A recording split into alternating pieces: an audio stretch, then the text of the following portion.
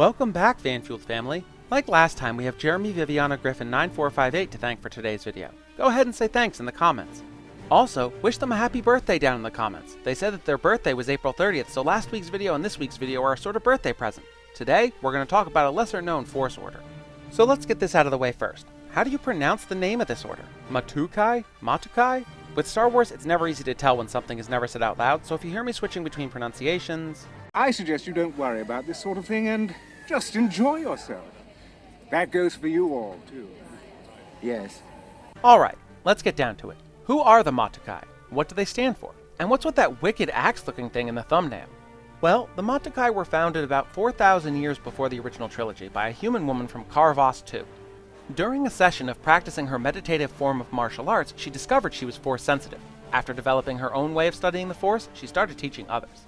One of my favorite things about the Matukai is that the Jedi did try to integrate them into their order, and the Matukai just said, "Nah bro, we're good." The Matukai had no interest in the Jedi focus on the spiritual aspect of the Force. And I love that. It really speaks to how there are different ways to understand the Force. The Jedi focus on a spiritual connection, the Jiao study it intellectually, and the Matukai study it through discipline and a focus on honing their bodies. No one interpretation is wrong, it's just different ways of looking at the same thing. The Matukai were one of the first organizations other than the Jedi to be targeted by the Empire in the Great Jedi Purge, but the Order managed to survive, and some survivors actually joined Luke's Jedi Praxium. When the Yuuzhan Vong invaded, the Matukai also helped fight the extragalactic invaders. Their philosophy was one of balance between the spiritual, Force, and the physical. Training consisted of martial arts, physical training, both calisthenic and muscle building, and somatic rituals, much like real-world Shaolin monks. Curiously, their methods were actually able to cultivate Force sensitivity in individuals who are not Force sensitive. Now it's time to talk about Data Axe. It's called a wan-shen, and the Matukai used it in place of a lightsaber. Like a lightsaber, it was custom built by each Matukai. Many had collapsible shafts or could come apart for storage and concealment. They were forged with the Force and thus were able to resist lightsabers. Masters of the wan-shen could swing it around with incredible speed and strength, and because of how long the weapon was, it had considerably more reach than a lightsaber.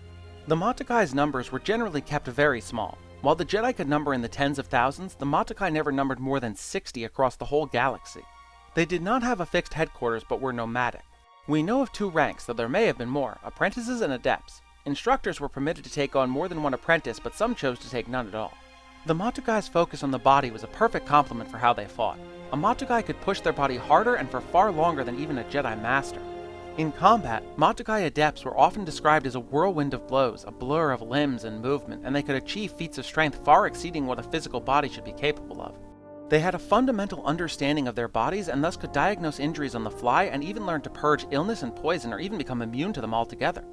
They could raise or lower their body temperature to endure harsh conditions or even make their skin become so hot that it burns anything it touches. They could even harden parts of their body to significantly reduce physical damage. And I know what the more immature of you in my audience are thinking when I say harden parts of their body. I know what's going on in your head. Stop it. Don't make me get the hose. Holy fuck. That is so not funny. The Matukai did wear robes vaguely similar to what Jedi wore, though in shades of green rather than brown. The Matukai are really neat. I still prefer the Jiao, but the Matukai are a close second.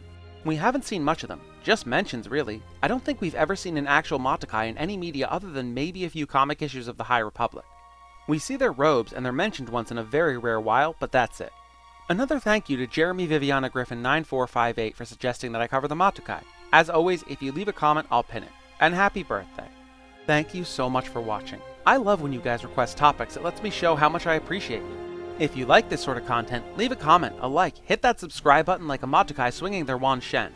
Request topics you want me to cover too. If you want to watch a video on Elder Dragons as Futurama quotes, click here. Or click here for a video on one of my favorite Jedi Masters ever, Shaak Ti. Thank you again so much for watching, and I'll see you in the next one.